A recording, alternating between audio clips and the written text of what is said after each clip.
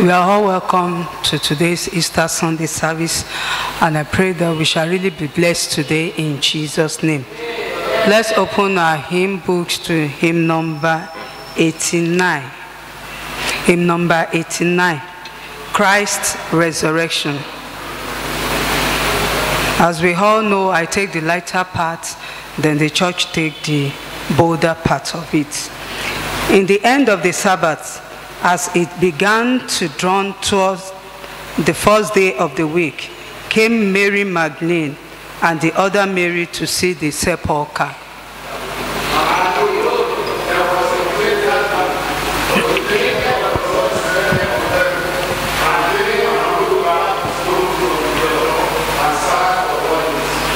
His countenance was like lightning, and his raiment white as snow.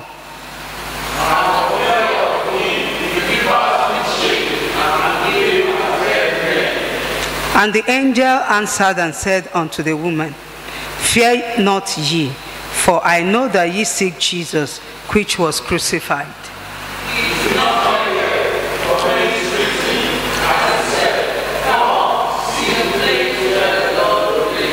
And go quickly and tell his disciples that he is risen from the dead. And behold, he goeth before you into Galilee. There shall ye see him. Lo, I have told you.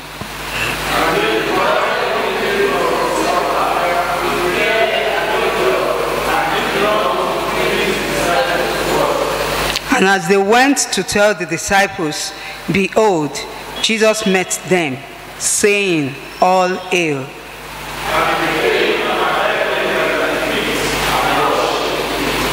Then said Jesus unto them, Be not afraid. Go tell my brethren that they go into Galilee, and there shall they see me.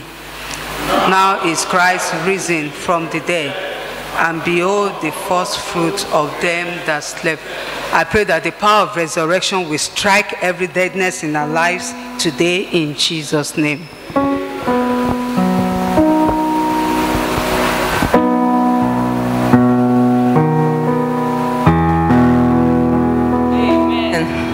Amen. Amen. Our God is great. Our God is good. Our God is awesome. Our God is loving. That He gave His only Son to die for our sin. This God is awesome. Can we go ahead and worship Him? Let's worship Him. Let's give Him praise for this great gift He gave unto mankind. Not because we deserve it, but because He loves us so much. And the death and resurrection of Christ has brought redemption, has brought dominion, has brought power, has brought deliverance from the shackles and bondage of the enemy, and has given us the hope of eternal life. Let's worship Him. He is God. Appreciate Him for His love. Appreciate Him for His goodness.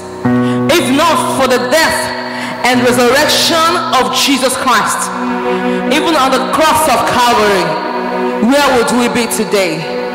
Father, we appreciate You. Lord, we thank You because You have delivered us from the captivity of the enemy. Father, we love You. We worship You. Hallelujah to Your name.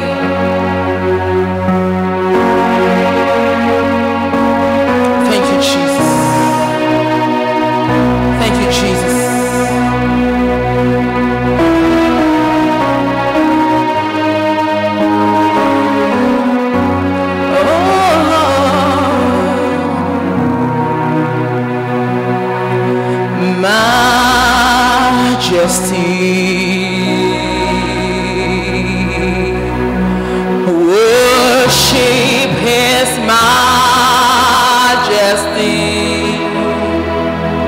Worship You, Lord.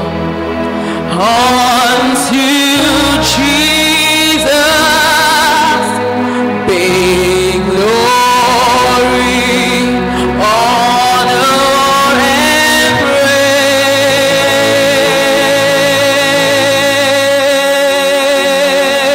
praise.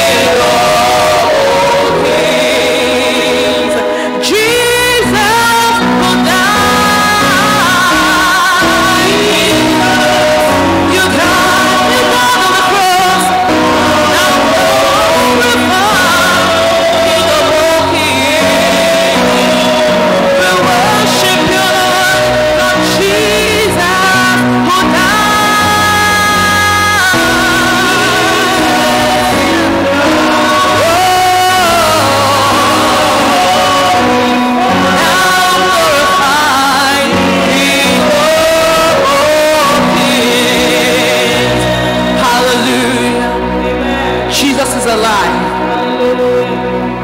Hallelujah. Alive, alive, my Savior, he's alive. Alive forevermore. The sting of death is gone, and now it lives. I have eternal life. Says Jesus, Jesus. Hallelujah. We say alive, alive.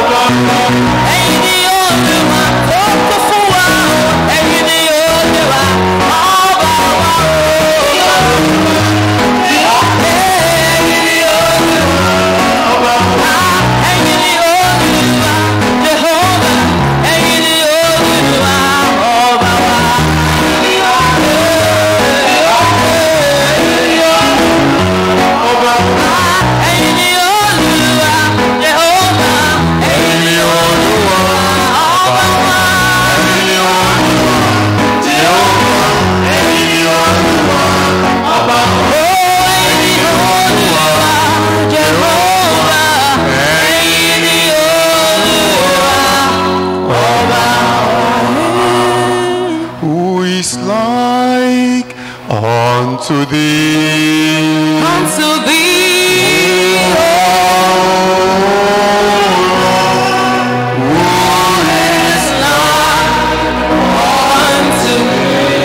Oh,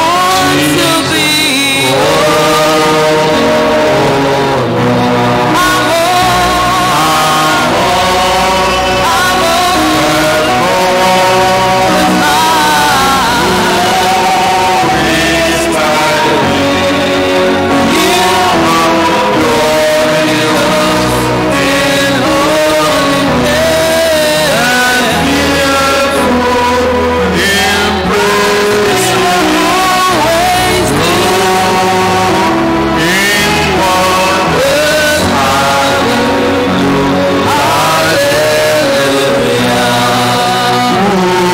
is like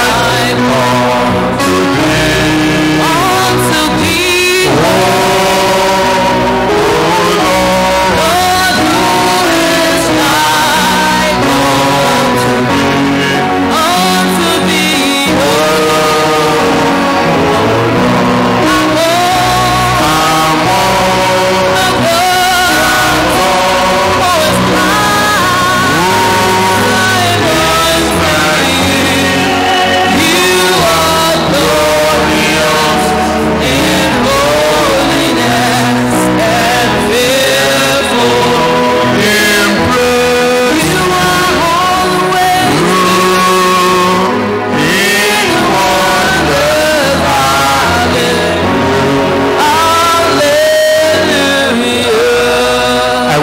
begin to say something pleasant unto your maker. Say something good unto the keeper of your soul. Say something pleasant unto the preserver of your soul. Give him glory. Give him worship. ẹ fi ìyìn fún. Give him honor. ẹ fi ọlá fún. He is the Alpha and the Omega. òun ni alpha àti omega. He is the unchanging changer. òun ni ẹni tí ò yí padà tó ń yí He has padà. been watching over your life. òun ló ti ń bójútó ayé yín. He has brought you to this point in time. ó sì ti mú yín dé àkókò He yìí. has made you to be alive today. ó jẹ́ kẹ́ ẹ wà láàyè lónìí. Despite the crisis all over the world, láì ní ṣe gbogbo ohun tó ń ṣẹlẹ̀. despite the pandemic in all over the world, láì ní ṣe àjàkálẹ̀ àrùn tó wà lórílẹ̀ ayé. God is watching over you. ọlọ́run sì ń dáàbò bò yín. God is thinking about you. ọlọ́run ń ronú nípa yín. God is fighting for you. ọlọ́run ń jà fún yín. God is defending you. ọlọ́run ń gbè yín níjà. Come on, celebrate him. ẹ ṣe àjọyọ̀ rẹ̀. God, I return to say thank you. olúwa mo wá láti wá sọ pé ẹ ṣe. I return to say thank you. bàbá mo wá láti wá dúpẹ́. I give you glory. mo fògo fún yín. I give you glory. mo fògo fún yín. I give you worship. mo fìyìn fún yín. I celebrate you, mo Lord. yìn yín olúwa. I lift your name high mo gbé orúkọ rẹ above ga. every other name. ju gbogbo orúkọ mìíràn lọ. Thank you, Father. bàbá ẹ ṣeun. Thank you, Father. bàbá ẹ ṣeun. Thank you, Father. bàbá ẹ ṣeun. Thank you, Father. bàbá ẹ ṣeun. Great is the Lord and greatly to be praised in the city of our God, in the mountain of His holiness, beautiful for situation, the joy of their own heart. Oh yes, Lord, His one Zion, the sand of the northern city of the great king. His one Zion, the sand of the northern city of the great king. Hallelujah, great He's the Lord, greatly to be praised in the city of the of our God in the mountain. of His glory. Beautiful, beautiful Salvation, the joy of hallelujah. His one Zion, the sand of the northern city of the great king. His one Zion, the sand of the northern city of the great. I want you to lift up your voice unto Him and say, Lord, thank you because you arose from the dead. mo fẹ́ kẹ́ gbé ọwọ́ yín sókè ká sọ pé olúwa ẹ ṣeun nítorí pé ẹ jí dìde. You died on the cross, you are buried. On the third day, you arose. ẹ kú lórí igi àgbélébù asínyín lọ́jọ́ kẹta ẹ sì jí dìde. And you are ascended unto heaven. ẹ sì gòkè lọ sí ọ̀run. And you are alive today. ẹ sì wà láàyè títí. I give you worship. mo fìyìn fún yín. I give you glory. mo fògo fún yín. I thank you, Father. mo dúpẹ́ bàbá. Jesus, be thou exalted. jésù ẹ di Be gbígbé thou ga. magnified. ẹ di gbígbé Be ga. thou honored. ẹ di gbé ọlá In fún. the name of Jesus. lórúkọ jésù. Thank you, Father. bàbá ẹ ṣe. In Jesus' mighty name, we have worship.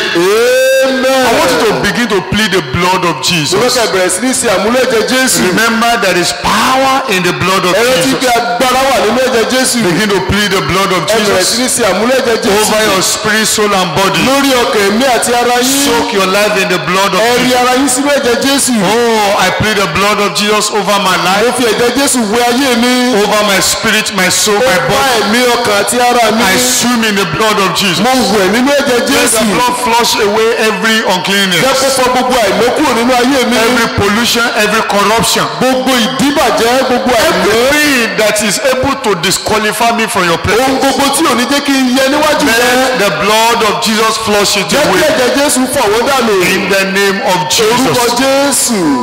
The blood of Jesus. ẹ̀jẹ̀ jésù. The blood of ẹ̀jẹ̀ Jesus. jésù. I plead the blood of Jesus mo fi ẹ̀jẹ̀ over my jésù. spirit, soul, and body. ẹ̀mí ọkàn àti ara I mi mọ́. soak my life in the blood of mo rí fi ara mi bọnú ẹ̀jẹ̀ Let the Jésù. blood cleanse me and make me acceptable in your Kí sight. ẹ̀jẹ̀ yìí fọ̀ mí mọ́ kó sì mú mi In yẹ the name níwájú of rẹ. Jesus, oh Lord, I refuse to go away empty-handed. Olúwa mo kọ̀ láti padà bí mo ṣe Let wá. the blood of Jesus flow over my Jẹ́ life. kí ẹ̀jẹ̀ Jésù Let sọ̀rọ̀ the lórí blood ayé mi. speak for me today. Jẹ́ kí ẹ̀jẹ̀ yìí Let sọ̀rọ̀ the nípa blood tèmi. answer for me Jẹ́ kí today. ẹ̀jẹ̀ yìí dá mi lóhùn In the lónìí. name of Jesus. Lórúkọ Jésù. The blood of Jesus. Ẹ̀jẹ̀ Jésù. The blood of Ẹ̀jẹ̀ Jesus. Jésù. In Jesus' mighty name, we have prayed.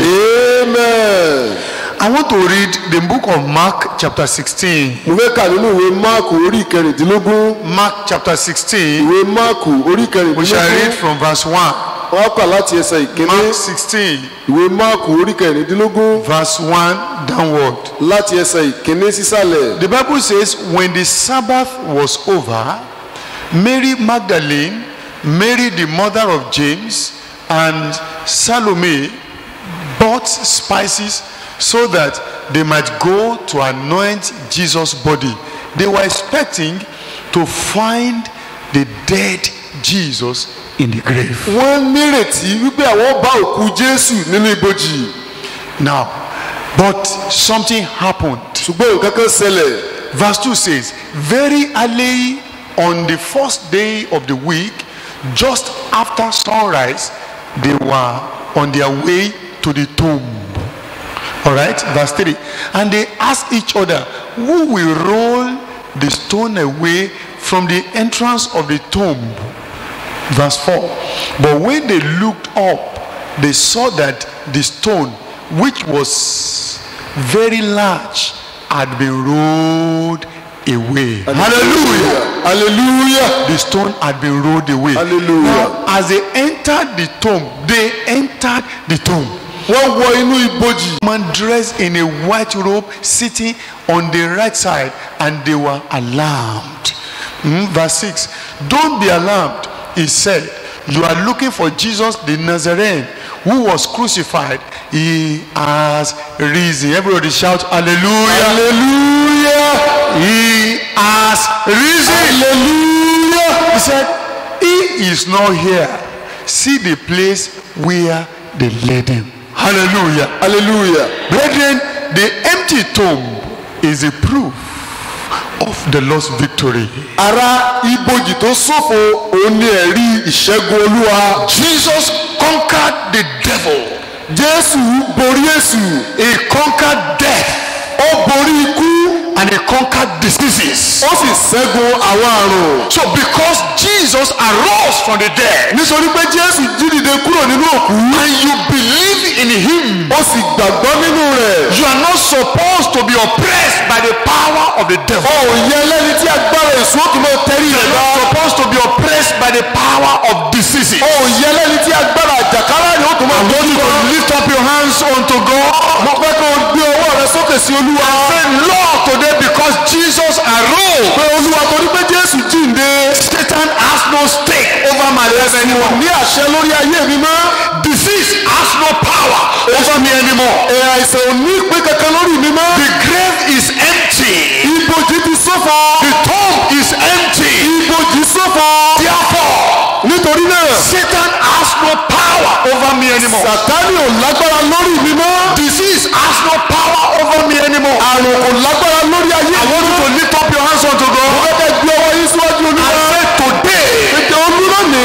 every power of disease over my life, Gbogbo agbára àwòrán lórí ayé every mi. power of the devil over my Gbogbo life, agbára èṣù lórí ayé in mi. any aspect of my Ní life, gbogbo abala ayé mi. I cast you out. Mo lé yín jáde. I flush you away. Mo lé yín jáde. I cancel you to this morning. Mo pa yín rẹ́. I cancel you this morning. Mo pa yín rẹ́ lówùúrọ̀ Because yìí. the tomb is empty. Nítorí pé ibojì ti ṣófo. Because the tomb is empty. Nítorí pé ibojì ṣófo. Satan has been defeated. Àti já èṣù ti gba Disease ìjásílẹ̀. has been destroyed. Àìsàn àti bàjẹ́. Affliction has been terminated. Lójú àti fòpin sí.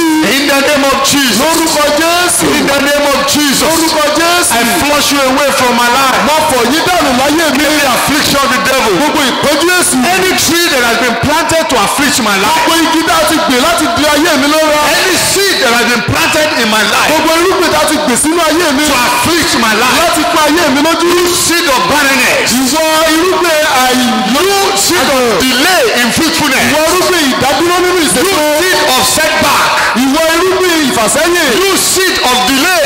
ìwọ rúgbìn ìdádúró. I uproot you mo today. fà yín tu lónìí. In the name of Jesus. lórúkọ Jésù. I uproot you today. mo fà yín tu lónìí. In the name of Jesus. lórúkọ Jésù. Every yoke of the devil. gbogbo àjàgà èṣù. Every work of Satan. gbogbo iṣẹ́ òkòkò. Over my life. lórí ayé mi. Today. lónìí. You are destroyed. mo bà yín jẹ́. You are broken. mo fọ́ yín tútù. Because the tomb is empty. nítorí pé ibojì ti ṣófo. The tomb is empty. nítorí pé ibojì Because ṣófo. the tomb is empty. nítorí pé ibojì The ṣófo. tomb is empty. ibojì ṣófo. Satan, you are defeated. èṣù á ti gba Hallelujah. ìjákulẹ̀. Satan, you are defeated. èṣù ó ti gba Satan, you ìjákulẹ̀. are defeated. èṣù ó ti gba ìjákulẹ̀. In my life. nínú ayé mi. Disease, you are defeated. àìsàn ó ti gba ìjákulẹ̀. Affliction, you are defeated. ìpọ́njú ó ti gba ìjákulẹ̀. Sin, you are defeated. àìsàn ó ti gba ìjákulẹ̀. Enter into a new realm. mo wọ inú abala A ọ̀tún. realm of victory. sí abala ìṣẹ́gun. Enter into a new realm. mo wọ inú abala A ọ̀tún. realm of victory. abala ìṣẹ́gun. My spiritual life. nínú ẹ̀mí mi. In my career. nínú ikọ̀ òwò My mi. marriage. nínú ìgbéyàwó mi. In my life. nínú ayé mi. Every aspect of my life. gbogbo abala ayé mi. I claim the victory of Christ. mo gba ìṣẹ́gun In the Kristi. name of Jesus. lórúkọ I Jésù. claim the victory of mo Jesus. gba ìṣẹ́gun I Kristi. claim the victory of mo gba Jesus. ìṣẹ́gun Kristi.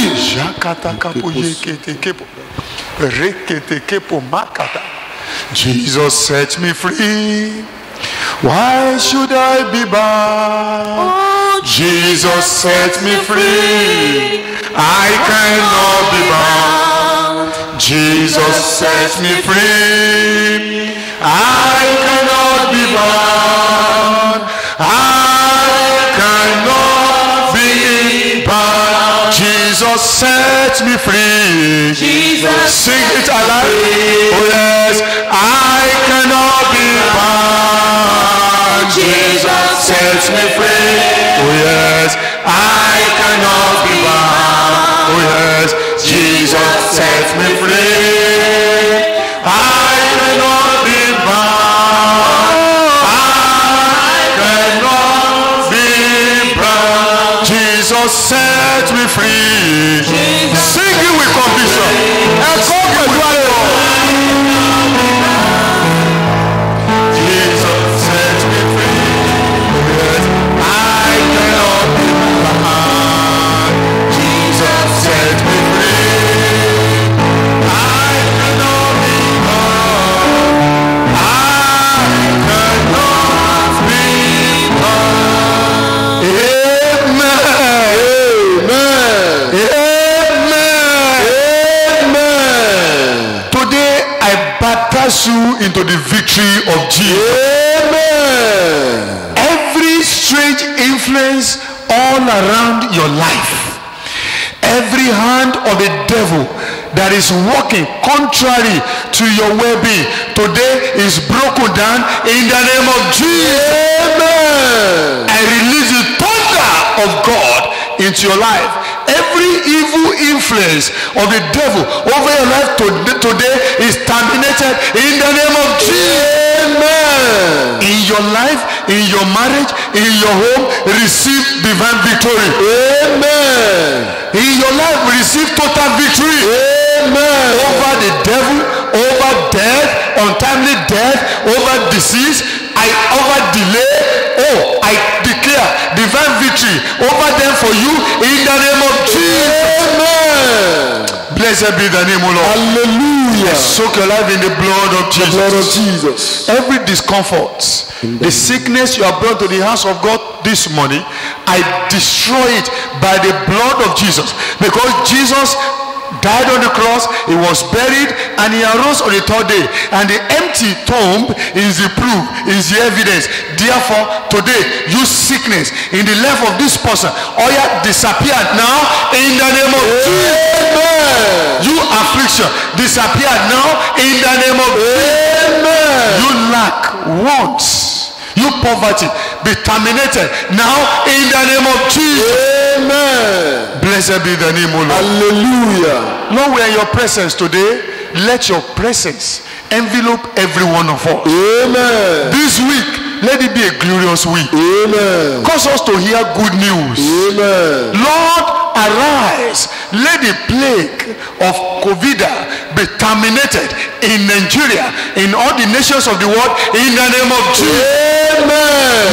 your mercy prevail over judgment in every nation of the world in the name of Jesus. Amen. Lord, deliver us. Amen. Save us from affliction, from pandemic in the name of Jesus. Amen. Blessed be the name of the Lord. Hallelujah. We worship you, Father. Thank you, Lord. In Jesus' mighty name, we have prayed. Amen. Praise the Lord. Hallelujah. Praise the Lord.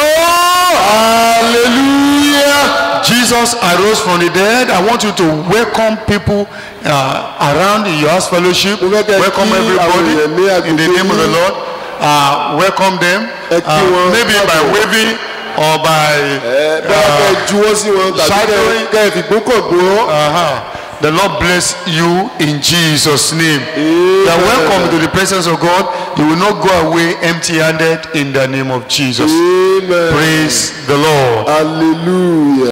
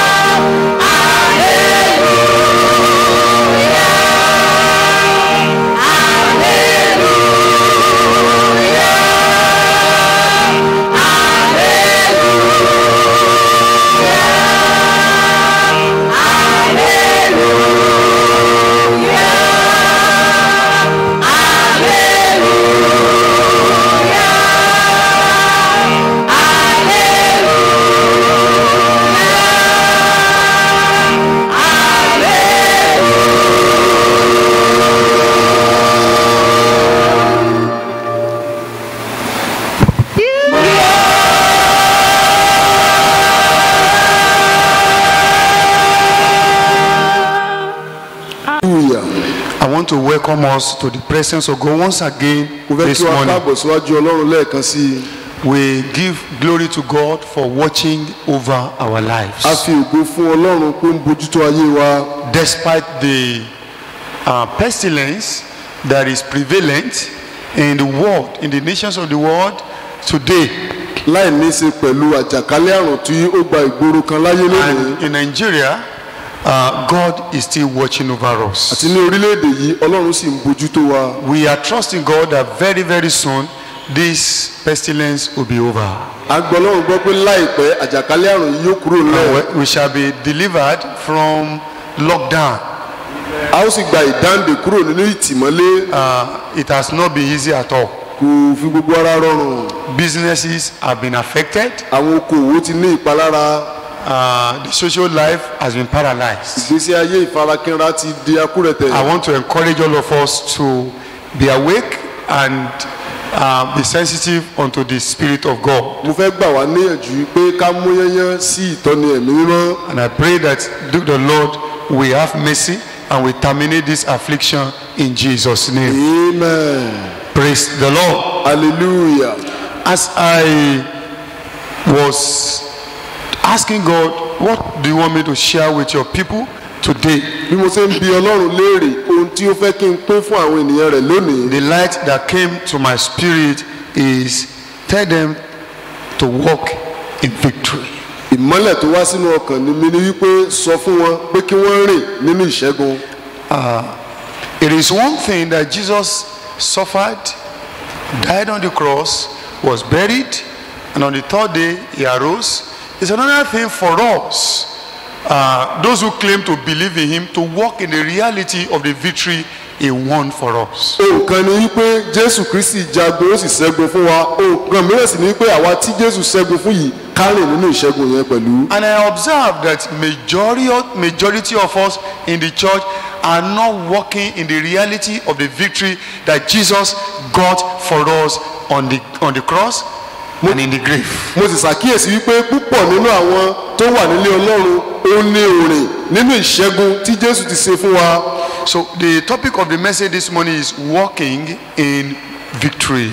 àkòrí iṣẹ́ ìránṣẹ́ tàwúrọ̀ yìí ni pé rírìn nínú ìṣẹ́gun. And we are going to read from John chapter 8 verses 31 to 32. Let's a ó kà open nínú ìwé our johannu orí ìkẹjọ. John chapter 8 verses 31 to 32. johannu orí ìkẹjọ láti ẹsẹ̀ ìkọkànléníọgbọ̀n sí ẹsẹ̀ ìkejìléníọgbọ̀n. John chapter 8 johannu orí verses ìkẹjọ 31 to 32. ẹsẹ̀ ìkọkànléníọgbọ̀n títí dé ìkejìléníọgbọ̀n. The Bible says, to the Jews who had believed him, Jesus said, if you hold to my teaching, you are really my disciples. 32. Then you will know the truth, and the truth will set you free. Lord Jesus, give us deep revelation. amen. Open our eyes to see your mysteries. amen. By the instrumentality of your word today, let none of us go away empty-handed. amen. It is written, he sent his word healed them and delivered them from all their afflictions. As your word comes out today, let it reach every one of us and deliver us from all our afflictions in the name of Jesus. amen. Thank you, Father. thank you Jesus. We worship you, Lord. hallelujah. In Jesus' mighty name, we have prayed. amen. What we are celebrating today is the resurrection of Jesus. ohun tá à ń ṣe àjọyọ̀ lónìí ni àjíǹde jésù. And this resurrection is not just an ordinary event. àjíǹde yìí kì í sì ṣe ìṣẹ̀lẹ̀ lásán. It is divine. ó jẹ́ èyí tó ti ọ̀run wá. It is spiritual. ó jẹ́ ohun tó jẹ́ nǹkan ẹ̀mí. It has deep implication on earth. ó ní ipa tó jinlẹ̀ nínú ayé. It has deep implication in the spirit realm. ó ní ipa tó jinlẹ̀ nínú ẹ̀mí pẹ̀lú. It is the victory of God over Satan, over sin, and over sickness. ó jẹ́ ìṣẹ́gun ọlọ́run lórí sátánì lórí ẹ̀ṣẹ̀ àti lórí àìsàn. Satan did not know that Jesus would be able to resurrect. sátánì ò mọ̀ yìí pé jésù kristi ó jíǹde. If he had known, he would not have incited the enemies to crucify Jesus. ká sọ pé mọ̀ ni ìbá ti ti àwọn ọ̀tá lọ́gbọ̀gbọ̀n láti pa jésù. So after Jesus resurrected, lẹ́yìn ìgbà tí jésù wá jíǹde, it was a great regret for Satan, wọ́n wá jẹ́ ìpàdánù ńlá fún sátánì. because that was the final victory of God over Satan. èyí ni paríparí ìṣẹ́gun lórí èṣù. Before Jesus went to the cross, kí jésù tó lọ sórí àgbélébú, he stated for us the singular purpose for his coming. ó sọ fún wa ète kan pàtó tó fi wá. And this purpose is written in John chapter 10 verse 10. ète yìí la sì kọ sílẹ̀ nínú ìwé Jòhánù orí kẹwàá ẹsẹ̀ ìkẹwàá. John chapter 10 verse 10. ìwé Jòhánù orí kẹwàá ẹsẹ̀ Jesus ìkẹwàá. he said, the thief comes only to steal and kill and destroy. He said, I have come that they may have life and have it to the full. olè kì í wá bí kò ṣe láti jalè àti láti pa àti láti parun. èmi wá kí wọ́n lè ní iyè àní kí wọ́n lè ní lọ́pọ̀lọpọ̀. The life Jesus was talking about iyè tí jésù ń sọ nípa rẹ̀ is not just this physical life. kì í ṣe iye pé ènìyàn wà láàyè. It's not the life of people in the market. kì í ṣe irú ààyè tí àwọn èèyàn ní nínú ọjà. It is the life of God. ó jẹ́ iyè ti ọlọ́run. Because before Jesus came, people were alive kí jésù tó dé àwọn ènìyàn wà láyé. physically. wọ́n ní títí ẹ̀rọ They were ara. living their lives the way they wọ́n did. gbègbèsè ayé wọn bó ti wù wọ́n. But when Jesus came, ṣùgbọ́n nígbà tí jésù dé. and he said his purpose for coming is to give humanity life tó wá sọ pé ìdí tóun fi wá ni láti fún ìran ènìyàn ní iyè. and to give us life in its fullness. àti láti fún wa nínú ẹ̀kúnrẹ́rẹ́ rẹ̀. It is the life that is above the works of Satan. ó jẹ́ ayé tí iyè tí ó borí iṣẹ́ èṣù. The life that Satan cannot oppress. iyè irú eléyìí tí sàtánì ò lè tẹ̀ lórí bá. The life that Satan cannot molest. iyè irú eléyìí tí sàtánì ò lè yẹ̀yẹ́. The life that cannot be destroyed. iyè eléyìí tí kò sẹ́ni tó lè bà á jẹ́. It is called eternal life. a pè é ní iyè ayérayé. The life that will be real here this side of existence. irú iyè tí a ó ní ìrírí rẹ̀ nínú ayé níbí. And the life that will still be real over there on the other iyè side. eléyìí tá a sì tún ní ìrírí rẹ̀ ní ayé lọ́wọ́. In fact, when I studied it, he said it's a life that is beyond measure. nígbà tí mo ṣe àyẹ̀wò rẹ̀ ó ní ìsọjẹ́ iyè eléyìí tí ò lódiwọ̀n. Life that is more excellent. iyè eléyìí tó pegedé. Life that is uncommon. iyè eléyìí tí ò sírú rẹ̀. Life that is abundant. iyè eléyìí tó pọ̀ jọjọ. In fact, life that is more remarkable. iyè eléyìí tí kò sí nǹkan tó ṣe àfijọ́ rẹ̀. That is special. iyè eléyìí tí ó ṣe pàtàkì. Life that is incomparable. iyè eléyìí tá a lè fi ohunkóhun wé. Life that is transcendent. iyè eléyìí tí a lè mú tayọ. Life that is not comparable to what you can find everywhere. iyè tí ò sí ohun tá a lè fi wé láyìíká wa. Jesus said, this is the kind of life I have brought. jésù ní irú iyè yìí ni mo mú wá. Life that is superior to sickness. iyè tó lágbára ju àìsàn lọ. Life that is superior to poverty. iyè tó lágbára ju òṣì lọ. Life that Satan cannot intimidate. iyè tí sàtánì ò lè dẹ́rùbà. Hallelujah. hallelujah. Life that cannot perish. iyè eléyìí tí ò lè ṣègbé. That is the kind of life Jesus brought. irú eléyìí ni iyè tí jésù mú wá. And his suffering, his death on the cross, his burial in the grave, and his resurrection on the third day is the method he used to bring this life for us. ìjìyà rẹ̀ lórí àgbélébù, ìtìkú rẹ̀ àti ìgbédìde rẹ̀ òun ló jẹ́ ohun tó lò láti mú iyè yìí wá fún wa. And He did it perfectly. Ó sì ṣe é tó perégedé. And when he arose from the grave, Nígbà tó wá jí dìde kúrò nínú ibojì, the host of darkness knew that they are finished. àwọn ọmọ ogun èṣù rí wípé àwọn ti parí. And the angels in heaven, they sang, they rejoiced. Àwọn áńgẹ́lì lọ́run sì yọ̀. Praise the Lord. Hallelujah. But now the matter is, if Jesus has done all of this, Bí Jésù bá ti wá sí ọ̀pọ̀lọpọ̀ nǹkan wọ̀nyí, why is my life this way? èyí wá ṣe káyé mi rí báyìí. Why am I living as a victim in this world? Èyí ṣe tí mo fi ń gbé gẹ́gẹ́ bí olùjákulẹ̀ nínú ayé. Why is my life characterized by weakness and feebleness? Èyí ṣe tí ayé mi kún fún onírúurú ìrẹ̀wẹ̀sì àti ìkúrẹ̀tẹ̀. Why am I overwhelmed by disappointment and delay? Èyí ṣe tí ìjákulẹ̀ àti onírúurú ìdádúró kún ayé mi jọjọ. Why am I an object of sympathy and pity? Èyí ṣe tí mo fi wá jẹ́ ẹni ìkáàánú àti ẹni ìrẹ̀wẹ̀sì. Why am I going about with fear? Èyí ṣe tí mo fi ń lọ káàkiri pẹ̀lú ẹ̀rù. Fear of witches, fear of demons, fear of wizards, fear of this, fear of that. Onírúurú ẹ̀rù sán, ẹ̀rù àjẹ́, ẹ̀rù àìní gbogbo.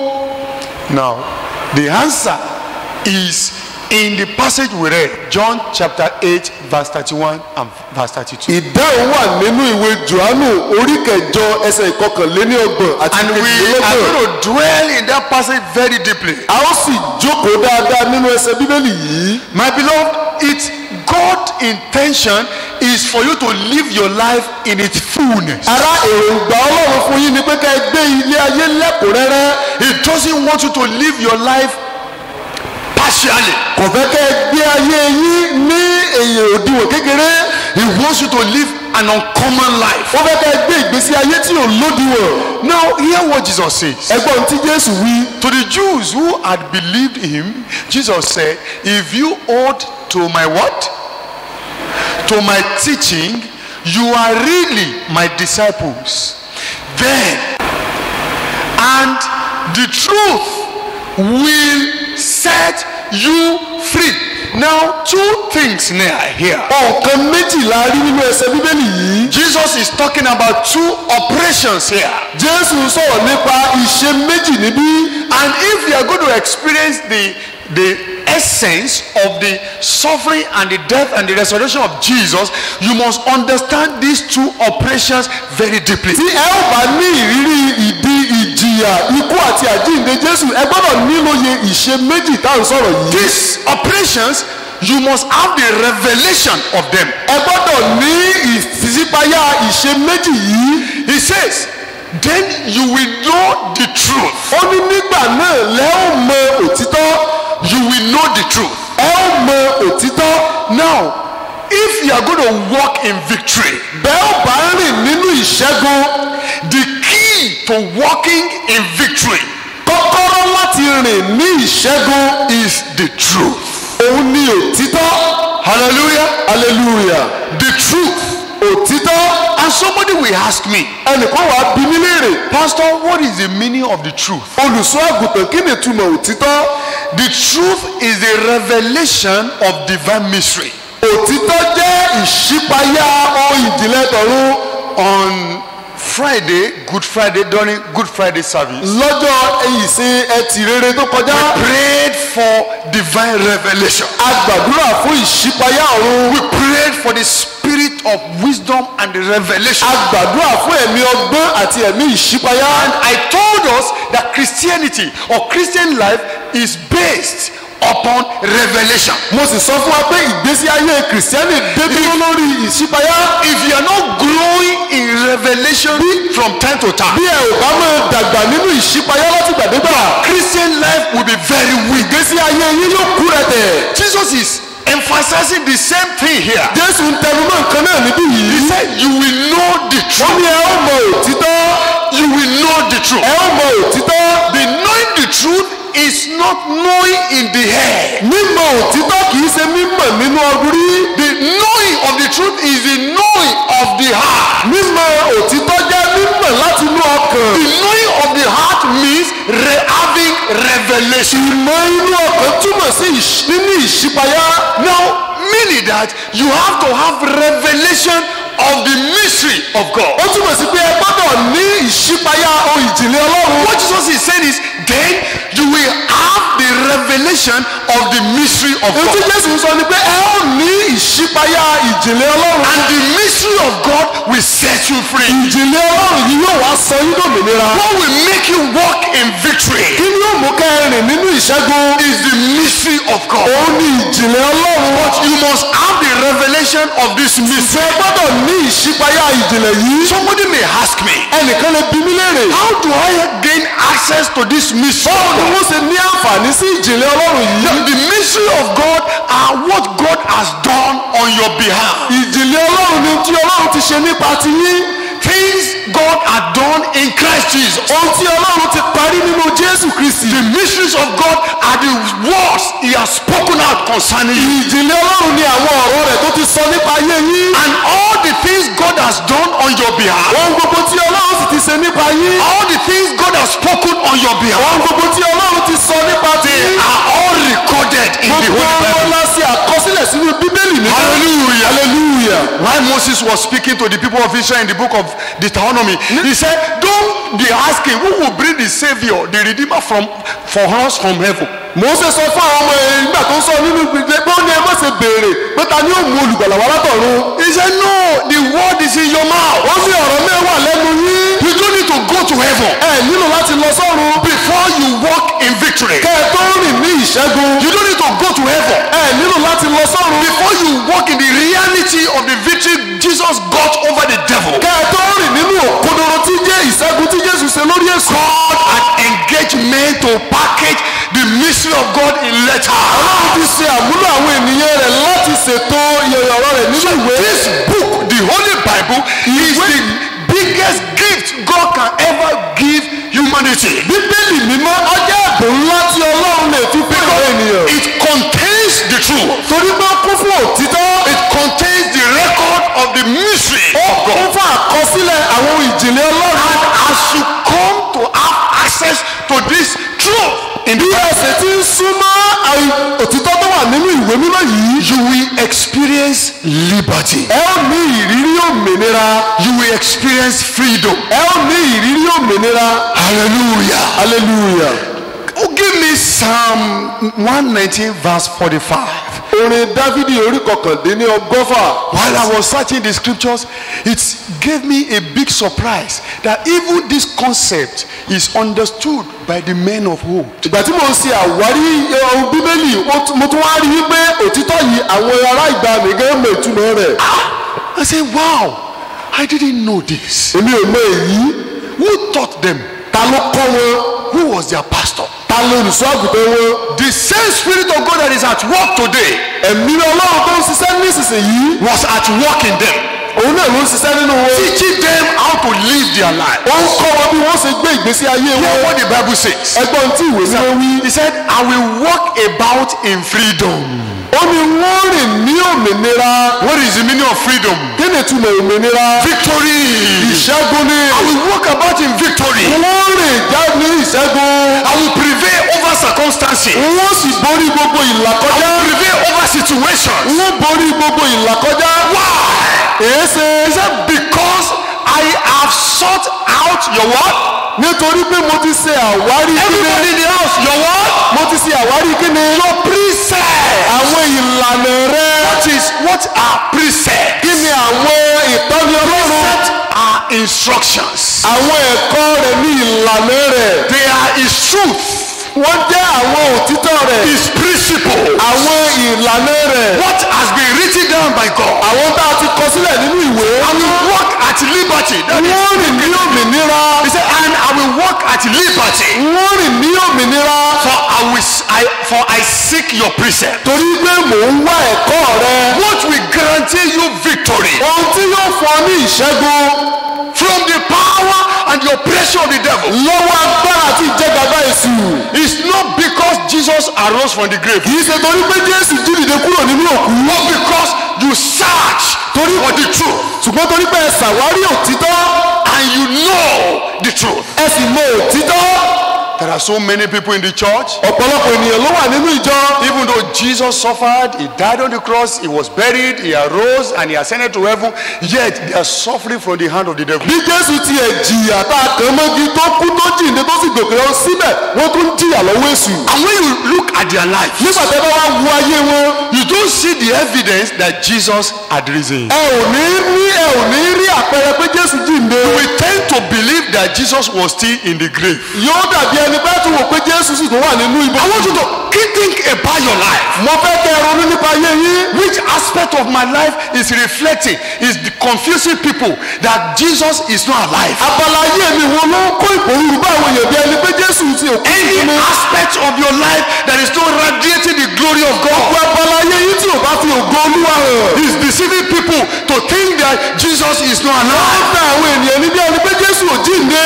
So you have the personal responsibility nítorí náà ní ojúṣe tara yín to seek for the truth. láti wá òtítọ́. Hear what it says in Message translation. ẹgbọ́n tó wí nínú ẹ̀dà It ìwé said, náà. and I will stride freely through wide open spaces. pé èmi ó rìn gaara lórí àwọn ọ̀nà tó là. These versions massacred it. It massacred it. If you have New Living Bible, you may give, or Living Bible. Okay. He said, I will walk in freedom, for I have devoted myself to what? To your commanded. That is correct. ó ní wọ́n rìn lómìnira torí pé mo ti fi ara mi jè fún àwọn àṣẹ rẹ. I will experience liberty wọ́n ní ìrírí òmìnira because I am committed torí pé mo fara mi jè to knowing your commandment. láti mọ àwọn àṣẹ rẹ. Hallelujah. hallelujah. See, I'm not sharing with you what I read in a book. èmi ò pín pẹ̀lú yín tí mo kà nínú ìwé. I'm sharing with you the truth mò ń pín òtítọ́ pẹ̀lú yín. that I have tasted. èyí tí mo ti tọ́ wò. Hallelujah. hallelujah. And by the instrumentality of the word you are hearing, you will taste this truth. nípa ọ̀rọ̀ eléyìí tẹ́ ń gbọ́ yìí ẹ̀yin náà tọ́ òtítọ́ wò. Hallelujah. hallelujah. Give me James chapter 1 verse 25. Jákọ́bù orí ìkíní ẹsẹ̀ ìkẹẹ̀dọ́gbọ̀n. James 1:25. Jákọ́bù orí ìkíní ẹsẹ̀ We are looking ìkẹẹ̀dọ́gbọ̀n. at the truth as the key to walking in victory. òtítọ́ kò ní kọ́kọ́rọ́ kan tẹ́ ẹ lè fi rìn nínú ìṣẹ́gun. Hear what the Bible says. But the man who looks intently into the perfect law that gives freedom and continues to do this, not forgetting what he has had, but doing it, what will happen to him? Hey, my God, he will be blessed in what he does. Hallelujah. Simple truth. òtítọ́ kedere. That is the secret, the key is in you connecting to the truth. kọ́kọ́rọ́ náà ní pé kí ẹ̀yin fúnra ara yín so mọ́ òtítọ́. And James calls it the perfect law that gives freedom. Jákọ́bù ti sọ wípé ó jẹ́ òfin tó pé tó ń fi KJV says òfin. the perfect law of liberty. èyí ó ní àwọn òfin òmìnira tó pé. Would you like to give me Psalm 190 verse 148? Psalm 190 verses 140, verse 148. Hear what it says. It says, I honor and love your command. I meditate on your decrees. Give me NIV. It's 148. Psalm 190 verse 148. It said, my eyes stay open through the watches of the night, that I may meditate. Where? I began to suspect those men. mo bẹ̀rẹ̀ sí ní ṣàkíyèsí fura sí àwọn ènìyàn yẹn. Who taught them this secret? ta ló fi àṣírí yìí hàn wọ́n. That they will keep vigil wípé wọ́n ṣèṣọ́ òru to meditate in the word of God. láti ṣàṣàrò nínú ọ̀rọ̀ Ọlọ́run. Because they have understood that their victory, their freedom is where? torí pé wọ́n ti nílòye wípé òmìnira wọn wà níbo. Is where? ó wà níbo. Do you know that we stand at a than they are? ǹjẹ́ ẹ mọ̀ pé àwa wà ní abala tó rẹ̀ sọ̀rùn tújú tí wọ́n lọ. They did not have this complete book wọ́n mọ àwọn òní bíbélì tá a ti kó lọ́pọ̀ during their yìí own time. ní àkókò títí wọn. They have scanty volume, wọ́n ní eléyìí tí ó kéré as dandan. complete as this. kì í ṣe pé ó tóbi bí èyí. Yet they understood that this little revelation we have, síbẹ̀ wọ́n ní ìlóye ìṣípayá tó we rí. shall make it work for us. a ó sì mú kó ṣiṣẹ́ fúnra. How did they press to make it work for them? báwo ni wọ́n ṣe tẹ̀síwájú láti jẹ́ kó ṣiṣẹ́ fún wọn. It is by meditating. ó wà nípa ṣíṣe àṣàrò. It is by connecting. ó wà nípa síso mọ́. It is by deeply thinking ó wà nípa ríronú jinlẹ̀. about what God has done and what God has spoken. nípa tí ọlọ́run ti sọ àti tó ti sọ. I recorded in the book. bá a ṣe àkọsílẹ̀ rẹ̀ sínú ìwé. In John chapter 5 verse 39. nínú ìwé Jòhánù orí John 5:39. orí àròdínlógójì. Jesus was speaking to the Jews, the Pharisees, Jésù ń bá àwọn Farisí sọ̀rọ̀. the scholars. Don't give me NLT, give me NIV or New KJV. Now, he said, you diligently study the scriptures because you think that by them you possess eternal life. Do you know that that statement is a statement of fact? ó ní ẹ̀yin wá ìwé mímọ́ nítorí pé rò pé nínú ibẹ̀ ni mo wà. He said, because you think that by them you possess eternal life. torí pé ẹ rò pé níbẹ̀ lẹ́ ó ti rí ìyè ayérayé. Do you know that those men were correct? ǹjẹ́ ẹ mọ̀ wípé àwọn èèyàn gbani wọ́n pegedé. I mean the Pharisees, àwọn Farisí. the scholars Jesus was addressing. àwọn ọ̀mọ̀wé tí Jésù ń bá sọ̀rọ̀. They were enemies of Jesus, wọ́n jẹ́ ọ̀tá Jésù. but they had a correct perspective towards the scriptures. ṣùgbọ́n wọ́n ní àfojúsùn tó tọ́ sí ìwé mímọ́. And Jesus now said, these are the scriptures that testify about me. bíbélì Jésù wá sọ fún yín pé àwọn ìwé mímọ́ yìí èmi ni wọ́n sọ àsọtẹ́lẹ̀ nípa wọn. Hello! They are the ones talking about me. èmi ni àwọn ìwé mímọ́ wọ̀nyí ń sọ nípa wọn rẹ̀. You want to know the truth, the key to eternal life. You want to enjoy freedom. It is there. I am there. bí o bá fẹ́ ní ìrírí òmìnira mo wà nínú rẹ̀. Brethren, ará, I will share with you the error, the inadequacies of the Pharisees. wọ́n pè àìṣedéédé àwọn Farisí pẹ̀lú yín. And that will be my final point. òní yóò sì jẹ́ ohun tí wọ́n fi káàdì ẹ̀ ńlẹ̀. Somebody will say, but Pastor, I do read my Bible. ẹnìkan yìí pé olùṣọ́ àgùntàn mò ń ka ìwé mímọ́. It's not just reading the Bible. kì í ṣe pé kẹ́kẹ́ mọ́ ka bíbélì nìkan. You need assistance. ẹ nílò ìrànlọ́wọ́. You need help. ẹ nílò ìrànlọ́wọ́. And if you don't have anyone to help you, bí ẹ ò bá sì rí ẹni tí ó ràn yín lọ́wọ́. you may not encounter victory in the truth, in the scriptures you are reading. ẹ lè má ní ìṣẹ́gun nínú bíbélì tẹ́ ń kà. In the book of Acts of Apostles, do you remember the Ethiopian Union? nínú ìwé ìṣe àwọn àpọ́sítélì ṣe é rántí ìwọ̀fà The man was reading Isaiah. arákùnrin yìí ń ka ìpè nípa ọ̀rọ̀ ìwà Àìsáyà. Chapter 53. ìwé Àìsáyà orí kẹtàléníàádọ́ta. Exactly talking about what will happen to Jesus, wọ́n sọ nípa tí ó ṣẹlẹ̀ sí Jésù. which had already happened when he was reading it. èyí tó ti ṣẹlẹ̀ nígbà tó ń kà á. But the Holy Spirit sent Philip. ẹ̀mí mọ́ wá rán Fílípì. And Philip said, do you understand what you are reading? Fílípì ní ìjẹ́ tó ń kà yí ọ. He said, how will I understand unless somebody comes ó ní around báwo me? ni ó ṣe wá yé mi àfi bẹ́ẹ̀ nìkan bá wá ṣàlàyé ẹ̀ fún mi.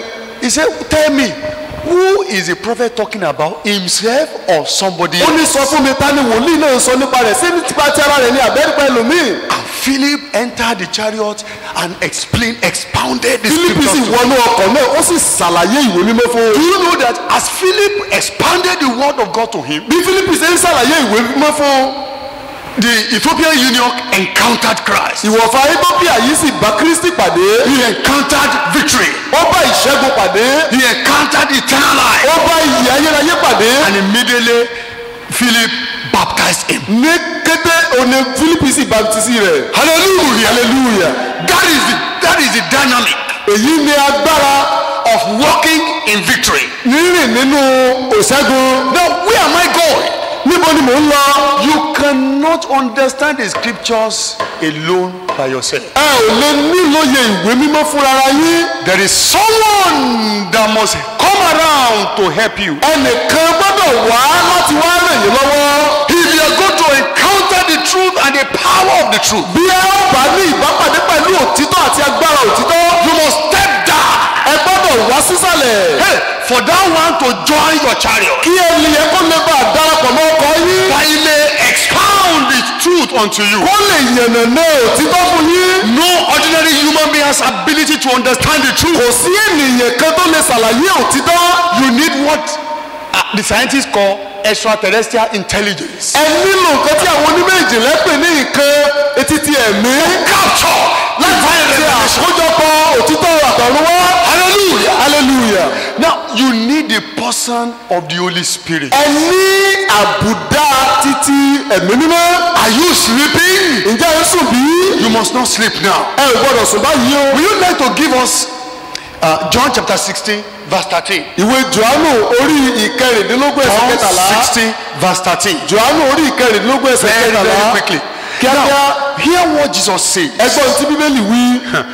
He said, but when he, the spirit of falsehood, when he, the spirit of truth, so there is the spirit of truth. ẹ̀mí òtítọ́ wà. You can never know anything about the truth in the absence of the spirit of truth. ẹ ò lè mọ nǹkan kan nípa òtítọ́ lẹ́yìn ẹ̀mí òtítọ́. But when he, the spirit of truth, comes, nígbà tí òun náà ti ṣe ẹ̀mí òtítọ́ bá yáyá. he said he will guide you into all truth. ó ní yóò tọ́ yín ní gbogbo òtítọ́ gbogbo. Everybody say he will guide me into all truth. ẹgbẹ́ yóò tọ́ mi nínú òtítọ́ gbogbo. It is not enough for you to sit down and read the scripture. kò tó fún yín láti jókòó nìkan ka ìwé mímọ́. You must step down for the spirit of truth to come. ẹ gbọ́dọ̀ sọ̀kalẹ̀ wá sísàlẹ̀ kí ẹ̀mí mímọ́ lè wá. Is the one who will now guide you òun fúnra rẹ̀ ni yóò wá tọ́ yín into the truth, sí nínú òtítọ́. to discover the truth, láti ṣàwárí òtítọ́. to encounter divine revelation. láti ní ìṣípayá àtọ̀run.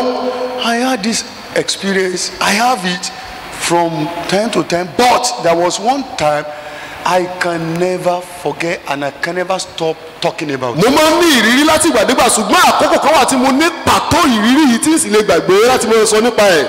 I do tell you that because of my genotype, my own kind of genetic makeup, I was prone to malaria. nítorí abala ìṣẹ̀dá ìjẹ tèmi mo máa ń ní ọ̀pọ̀lọpọ̀ gbà sí àìsàn ibà. Every month ní oṣooṣù I must take anti-malaria drug. mo nílò láti lo oògùn ibà.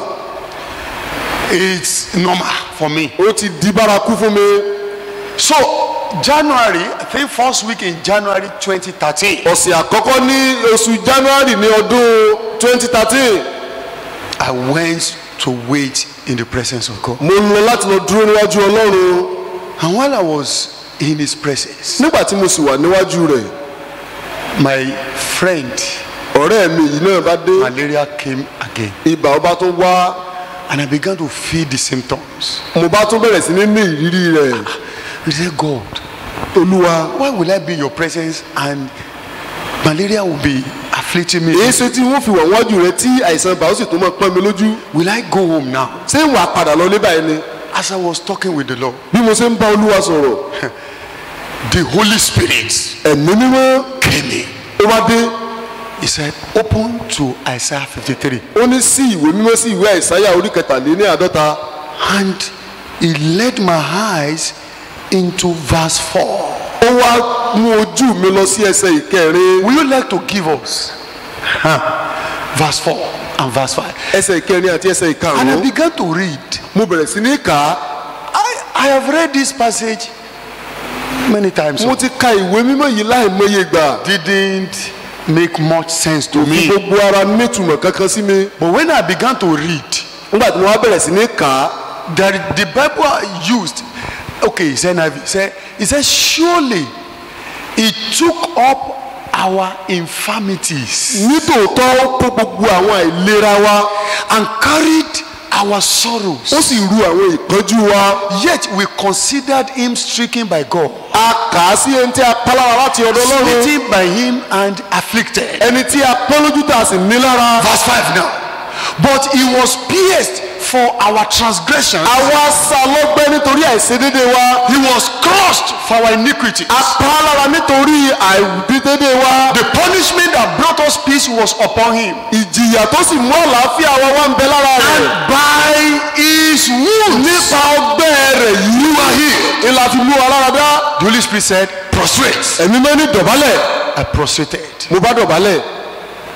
Something came upon me. nǹkan kan sọ̀kalẹ̀ sórí mi. I was just worshiping God. mo kàn ń jọ́sìn fún olúwa ni. That was the end of this incessant affliction in my life. èyí sì ni òpin ìpọ́nilójú àtìgbàdégbà yìí nínú ayé mi. 2013, this is 2020, Abi. láti ọdún How many years is 2013 that? 7 years. láti bí ọdún méje sẹ́yìn báyìí. Brethren, this I'm telling you the truth. mo ń sọ òtítọ́ fún yín. The man, the Philip, quote and unquote, Fílípì that you must slow down for, tẹ́ ẹ gbọ́dọ̀ dúró jẹ́ẹ́dẹ̀. that you must allow to join you tẹ́ ẹ gbọ́dọ̀ jẹ́ kó darapọ̀ mọ́ in yín your chariots. nínú ọkọ̀ yín. Your chariot symbolizes speed and hastiness. You just want to go somewhere. I want to go quickly. I want to do something. I'm rushing.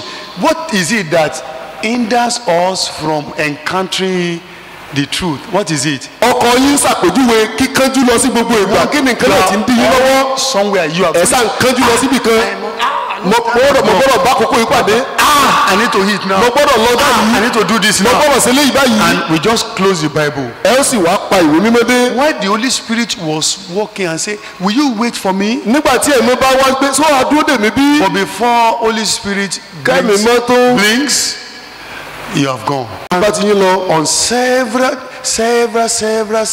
months, years, many of us, we don't see, encounter any truth. lọ́pọ̀lọpọ̀ oṣù ọdún la ní ìbápàdé pẹ̀lú òtítọ́ kankan. No revelation, kò sí ìṣípayá kankan. no encounter. kò sí ìbápàdé kankan. What is supposed to happen is when we come to church on Sunday, ohun tó yẹ kó jẹ́ ni pé nígbà tá a bá wá sílé ìjọsìn ní ọjọ́ ìsìn. there should be pandemonium. There should be crisis of testimony. ó yẹ kí onírúurú àkọlùkọgba ẹ̀rí kó ṣẹlẹ̀ The ní. pastor on Wednesday, I had an encounter with the Lord. olùsọ́gùtàn èmi ní ìbápàdé lọ́jọ́ rú. Pastor on Tuesday, I had an encounter with the Lord. olùsọ́gùtàn lọ́jọ́ ìṣẹ́gun lèmi ní Pastor ìbápàdé on lọ́jọ́. Friday, something happened to me. olùsọ́gùtàn lọ́jọ́ ẹtì nǹkan kan ṣẹlẹ̀ sí mi. But many of us, when we come to church, we are so dry ọ̀pọ̀lọpọ̀ wa ń gbàtà bá wá sí olú àgbẹ̀ owó. that when they say let us pray, in fact, some people, prayer is so dry. tó bá ní ẹjẹ́ gbàdúrà àdúrà yìí lára ẹlòmíì. Bible, it's since Sunday, last Sunday, somebody has not even carried his Bible. látọjọ́ ọ̀sẹ̀ tó ti kọjá ẹlòmíì ò ti tó ṣèṣì gbé Because ìbíbélì. he's been very, very busy. torí pé ó tiẹ̀ tí ó ti kọ́wọ́ rẹ̀ ti And kójú. the Holy Spirit has no space, little space. ẹ̀mí mímọ́ ò sì ní àlàfo kékeré láti ṣe ohunkóhun nínú ayé What is rẹ̀. the primary work of the Holy Spirit? kí ni iṣẹ́ tí ẹ̀mí mímọ́ He said, fẹ́ ṣe? he will guide you into all truth. ó ní yóò tọ́ yín ní ipa ọ̀nà John òtítọ́ 16:13. He said, but when he, the Spirit of truth, comes, he will guide you into all truth. ó ní yóò mọ tọ́ yín ní gbogbo òtítọ́. But we are not available for him. ṣùgbọ́n wọn ò ráyè fún. That is why we are not walking in victory. ìdí sì nìyí tá a fi rìn nínú. I do not know the aspect of your life that is not shining. èmi ò máa balaye yín tí ó tàn. Maybe your spiritual life is nothing to write home about. bóyá ìgbésí ayé ẹ̀mí yín kò sí nǹkan tá a bá kọ́ nípa rẹ̀. That aspect of your life that is not moving at all. àwọn abalaye yín kan wà tí ó tẹ̀síwájú rárá. What you need for it is for you to go into the book and wait for the Holy Spirit to come and join you. ohun tẹ́ ẹ nílò ni láti lọ sínú ìwé mímọ́ kẹ́sì dúró de ẹ̀mí mímọ́. The revelation. kó wá fún yín ní ìṣípayá. Celebrating Easter. Happy Easter, happy Easter. And they are saying happy Easter, happy Easter. Nothing Easter is in them. à ń ṣe àjọyọ̀ àjíǹde kò sì sí nǹkan àpẹẹrẹ àjíǹde kan lára yìí. It's easy for them to tell lies. ó rọrùn láti parọ́. It's easy for them to cheat on other people. ó rọrùn fún ọ láti jíyàn wò. It's easy for them to fight and be keeping malice for weeks. ó rọrùn fún ọ láti máa ní ẹ̀mí òdì lọ́pọ̀lọpọ̀ ọjọ́. Happy Easter, come happy Easter. They are strangers to the Holy Spirit. wọ́n jẹ́ àjèjì sí ẹni ẹ̀mí mímọ́. We cannot walk in victory a ò lè rìn nínú ẹ̀mí as ìṣẹ́gun. long as we ignore níwọ̀n ìgbà tí o bá ti the kọ́ presence of the Holy Spirit in our life. ìwàláyè mímọ́ nínú ayé rẹ. Give me John 14:26. ìwé Jòhánù orí kẹrìnlá ẹsẹ̀ ìkẹẹ̀ẹ́dọ́gbọ̀n. Tie it up, then we go to pray today. ẹ jẹ́ n so gbogbo ẹ̀pọ̀ ká wá lọ gbàdúrà. John 14:26. ìwé Jòhánù orí kẹrìnlá So ẹsẹ̀ he's still saying it ìkẹẹ̀ẹ́dọ́gbọ̀n. again. He said, but the counselor, ó ní ṣùgbọ́n olùdámọ̀ràn yìí the Holy Spirit, ẹ̀mí mímọ́ my counselor, olùdámọ̀ràn mi the Paraclete, olùrànlọ́wọ́ mi someone who stands by you tó dúró tì ọ́ gbọ́gbọ́. always, whom the Father will send in my name. èyí tí bàbá yóò rán ní orúkọ mi. What will he do? kí ni ó ṣe? Hey, brethren, what will he kí ni do? ó ṣe ará? We teach you all things. yóò kọ́ yín ní ohun gbogbo. How many things? nǹkan mélòó? Our greatest problem is ignorance. ọpọlọ ìyọnu wa ní àìmọ̀kan. This counselor, the Holy Spirit, is a teacher.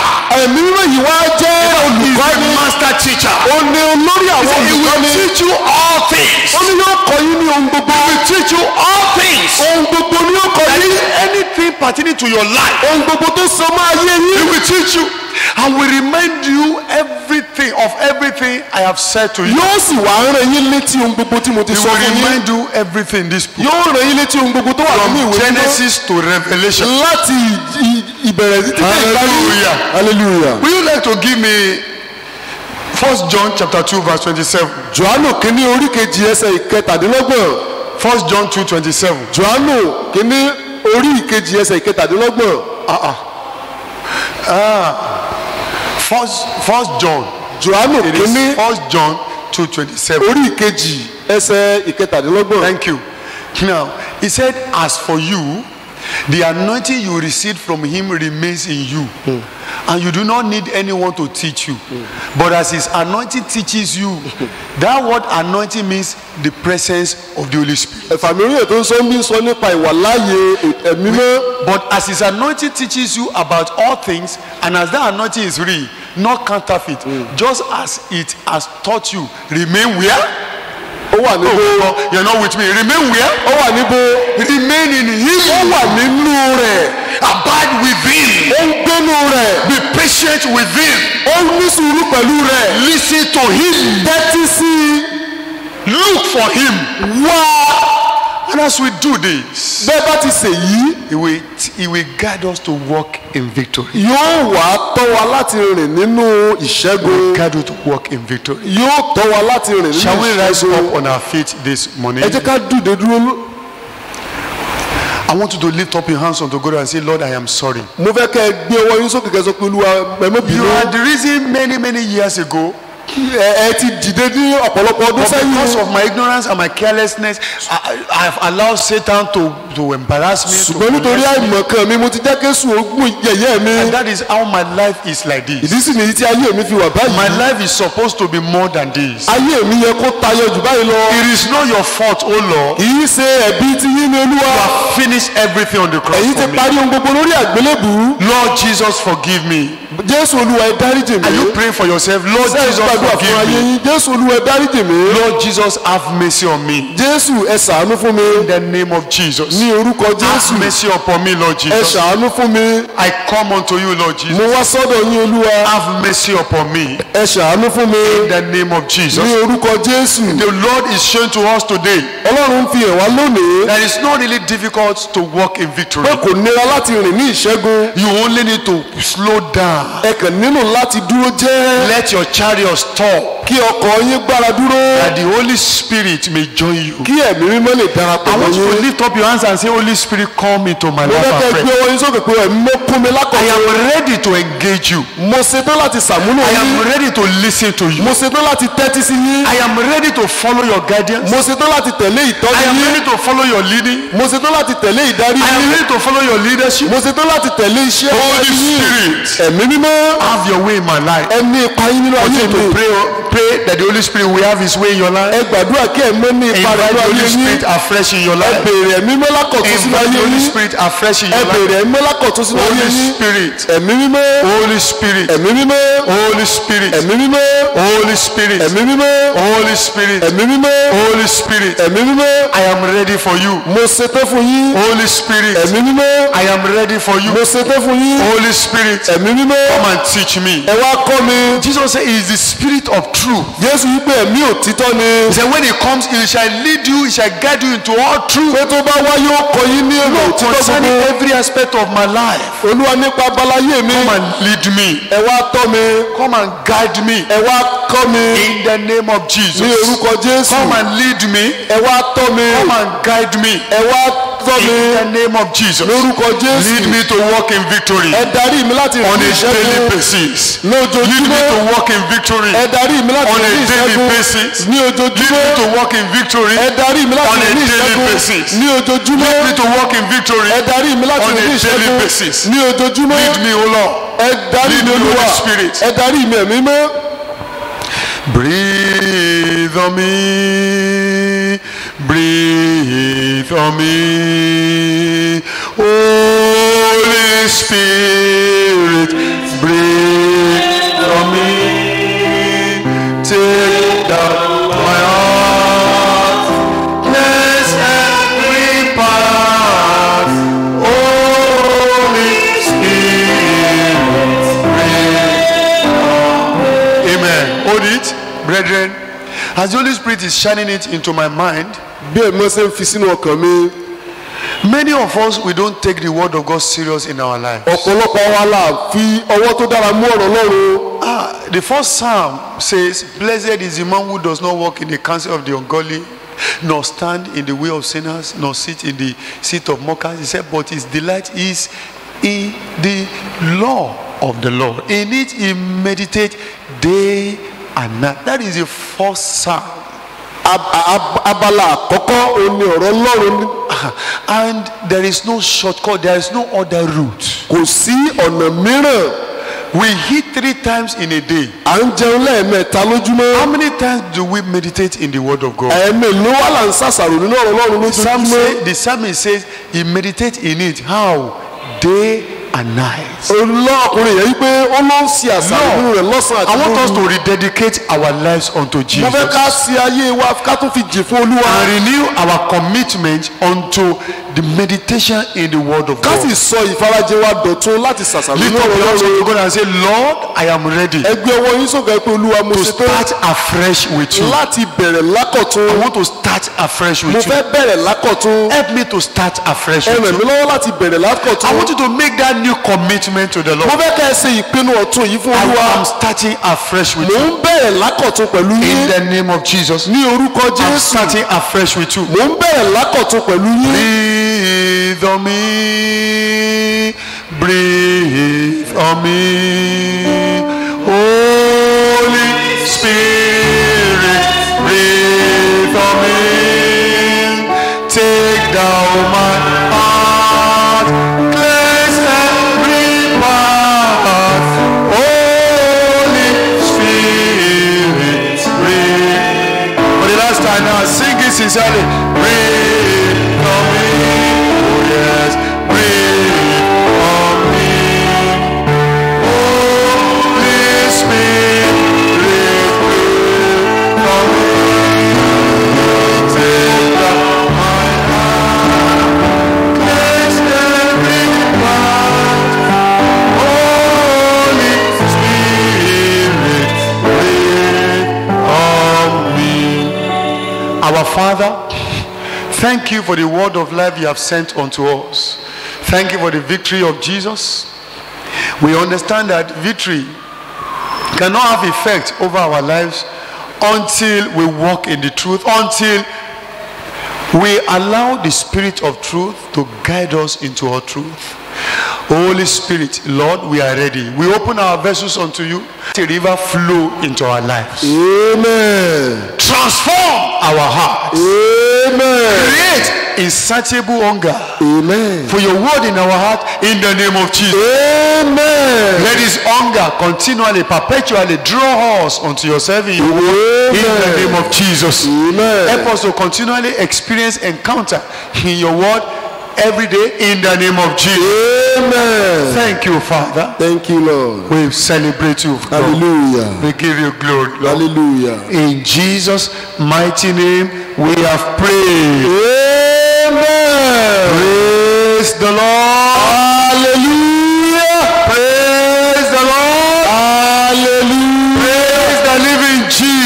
Jesus. hallelujah. Amen. Amen. Shall we have our seat? Ẹ jẹ́ ká jókòó. I want to congratulate us Mo fẹ́ kí wa kú oríire on this occasion of the celebration of the resurrection of Jesus. fún àjọyọ̀ àjíǹde Jésù Kristi. We have everything it takes to live life of victory. A ní ohun gbogbo tó pè fún láti gbé ìgbésí ayé So òmìnira. let us appropriate it. Ẹ jẹ́ ká ṣàmúlò rẹ̀. It shall be well with us in Jesus' name. Amen. We want to greet all our members in Germany, in the US, in South Africa, in India, and every other part of the world. Pray that the joy of resurrection shall perpetually overflow your heart in Jesus' name. Amen. And this plague that is ravaging the world at present, the Lord will grant us victory over it. Amen. The Lord will deliver us from this lockdown Amen. in the name of Jesus. Amen. In our various house fellowship groups, let us give our offerings as we have the ability. And as we do that, the Lord will bless us in Jesus' name. Amen. All right, by the grace of God, on Tuesday we're going to have Bible study Ní ọjọ́ ìṣẹ́gun, a ó ní ẹ̀kọ́ Bíbélì. as we had it last week. Gẹ́gẹ́ bá a ti ṣe ní ọ̀sẹ̀ tó lọ. We want to enjoy everyone to connect A fẹ́ rọ ẹnìkọ̀ọ̀kan wa ká to ti all darapọ̀ our mọ́ wa platforms to be able to be part of the Bible study. sí gbogbo àwọn abala gbóhùnsáfẹ́fẹ́ wa I láti lè observe that kópa. some people have totally cut off from the church. Mo ṣàkíyèsí pé àwọn kan ti yára wọn kúrò nínú ìjọ. They don't connect to any platform. Wọn ò so mọ́ abala kankan. This is not good at all. Èyí ò dáa tó rárá. As pastors, we are not sleeping, we are not relaxing.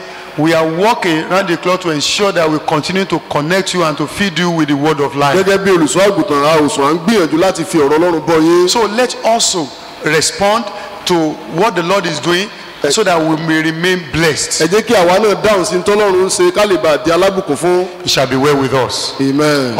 On Wednesday, we're going to have the midweek service Ní ọjọ́rú pẹ̀lú a ó ní on all our àdúrà wa platforms, Facebook, YouTube, and WhatsApp. ní gbogbo àwọn abala bí tá a ti ń gbóhùn If sáfẹ́fẹ́. you observe that somebody is not connecting, call them and tell them, encourage them to connect. Bí ẹ bá ṣàkíyèsí pé àwọn kan ò darapọ̀ ẹ pè wọ́n kẹ́ ẹ sì gbà wọ́n níyànjú láti dìde And the Lord bẹ́ẹ̀. will continue to revive his church in Jesus' name. Amen. Praise the Lord. Hallelujah. Shall we rise up on our feet as we close? Ẹ jẹ́ ká dìde dúró bá a ṣe ń wá sí ìdánudúró. Let me say this before we pray. Please, even though you cannot visit people or you cannot join people, let's call one another. Any people we don't see, we have not seen for some time, let's call them. I just say, let me check on you, and to build love in our midst, even though we are scattered apart. Bàbá tiẹ̀ lè bẹ ara wa wò, ẹ jẹ́ ká mọ̀ pé ara wa lórí aago láti mọ bí ẹnìkọ̀ọ̀kan wá sí ń ṣe sí. It shall be well with us in Jesus' name. Amen. Our Father, we thank you so much for the grace you have showered upon us today. Thank you for the victory you have given to us through your death, burial, and resurrection. Lord, you have given us instructions how to walk in this victory. As we go, let your grace sustain us. Let your grace help us. Let your grace empower us Amen. to be doers of your word in the name of Jesus. Amen. Father, we pray that this week shall be a glorious week. Amen. Cause us to hear good news from all over the world. Amen. In our nations, let us hear good news. Amen. Let this pandemic go down in the name of Jesus. Amen. Cause us to know your peace. Amen. Set us free, O God, Amen. from this lockdown in the name of Jesus. Amen. Thank you, Father. Thank you, Jesus. We worship you, Lord. Hallelujah. In Jesus' mighty name, we have prayed. Amen. Shall we share the grace in fellowship, everybody in the house fellowship? May the grace of our Lord Jesus Christ, the love of God, and the sweet fellowship of Holy Spirit be with us now and forevermore. Amen. The righteous shall flourish like a palm tree